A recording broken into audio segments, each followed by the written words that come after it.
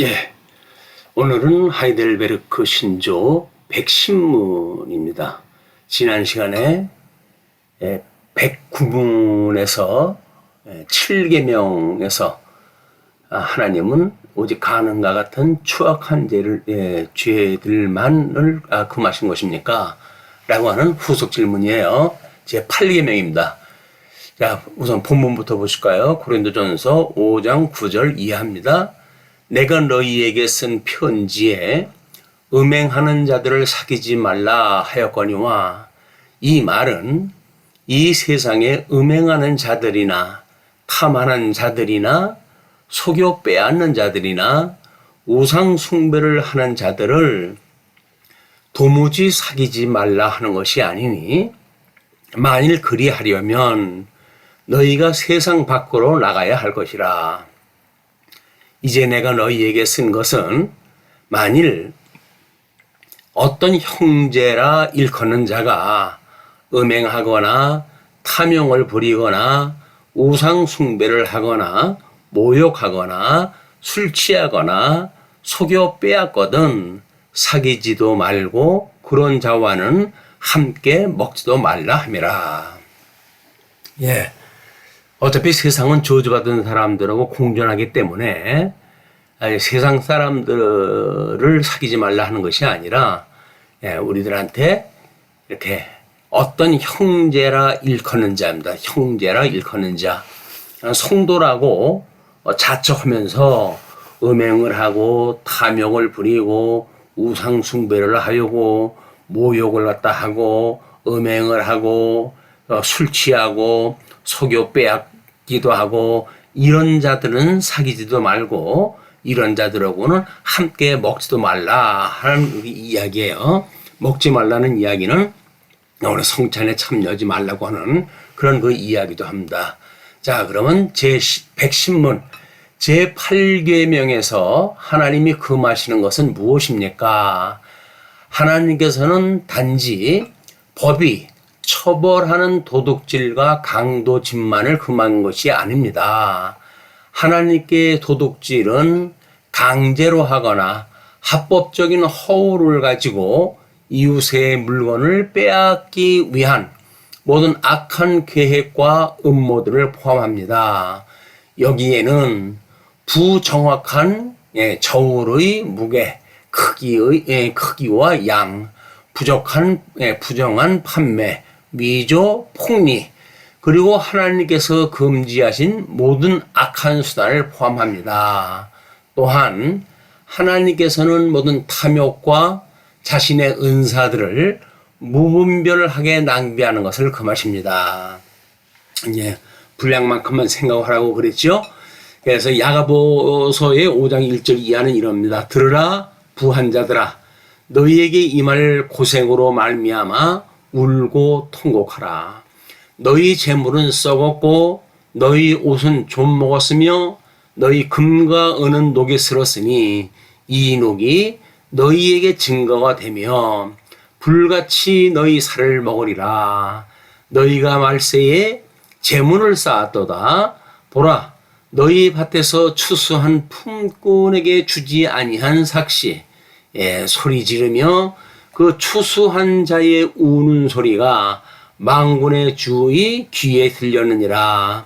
너희가 땅에서 사치하고 방종하여 살육의 날에 너희 마음을 살찌게 하였도다. 너희는 의인을 정죄하고 죽였으나 그는 너희에게 대항하지 아니하였느니라. 우리 하나님 앞에 살아가는 성도들의 삶이 어떠한지에 대한 걸 구체적으로 설명했다 한 내용입니다. 자, 그러면 우리들이 인간이 가지고 있는 본성이 맨 이런 것들이에요. 우리가 타락하게 가지고 있는 일들이, 이것은 예수님을 믿고 구원을 받았으나 여전히 중생은 우리 이렇게 성령의 소욕도 있고 육체의 소욕도 있기 때문에 이런 육체의 소욕을 우리가 그대로 가지고 있다는 거죠.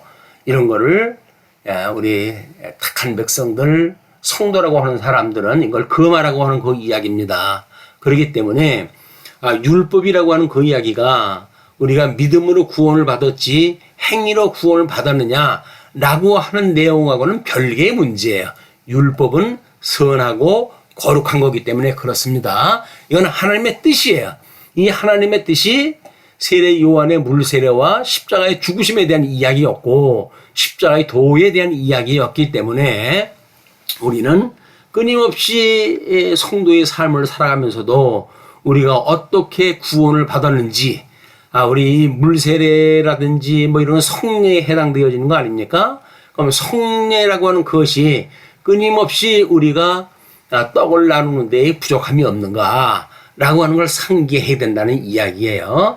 그래서 십계명이라고 하는 그것은 우리들한테 준 모든 하나님의 법에 대한 이것이 강령이지 구약의 율법에만 주어진 것이 아니다. 그러므로 요한 1서에서는 그렇게 이야기를 하죠. 우리들 보고 내가 너희들에게 새 계명을 주노니 사랑하라.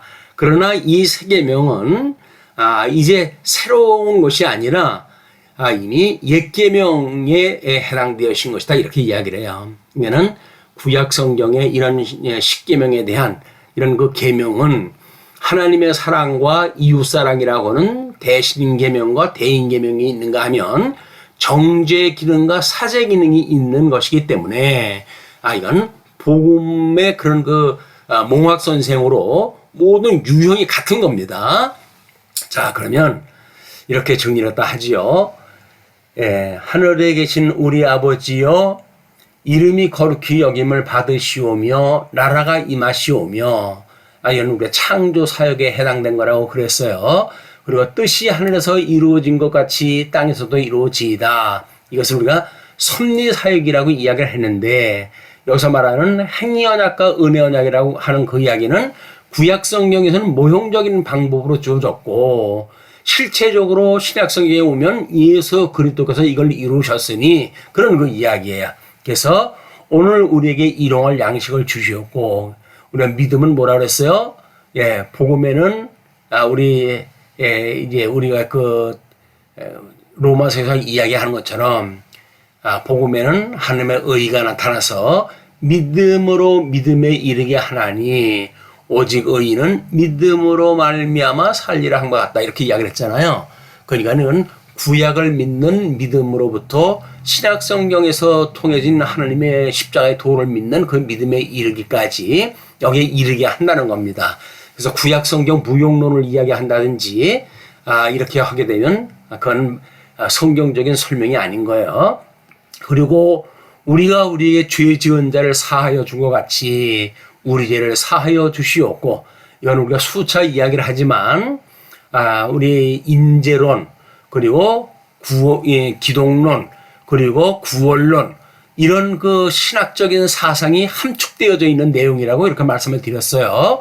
그리고 우리를 시험에 들게 하지 마시옵고 다만 악에서 구하시옵소서. 이건 뭐라 그랬어요? 이것이 성령론과 교회론에 대한 이야기다. 그래서 교회에서 우리가 이 구원론에서는 은혜의 방편이 말씀, 성례, 기도라고 한다면 교회론에 있어서는 교회의 3대 표지가 말씀, 성례, 권징으로 되어져 있는 겁니다.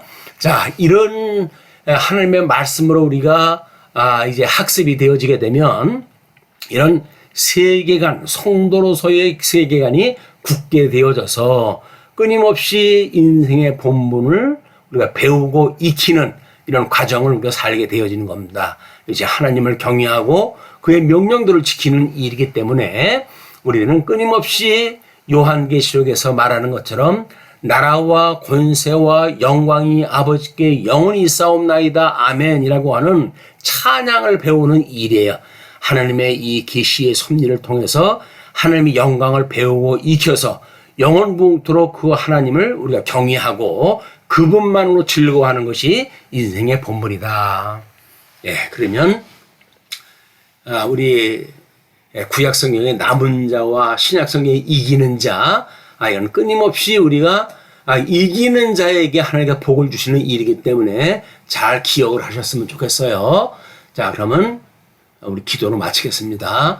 주 예수 그리스도의 은혜와 하나님의 사랑과 성령의 교통하심이 이 말씀을 들은 모든 성도들과 함께 있을지어다. 아멘. 마치겠습니다.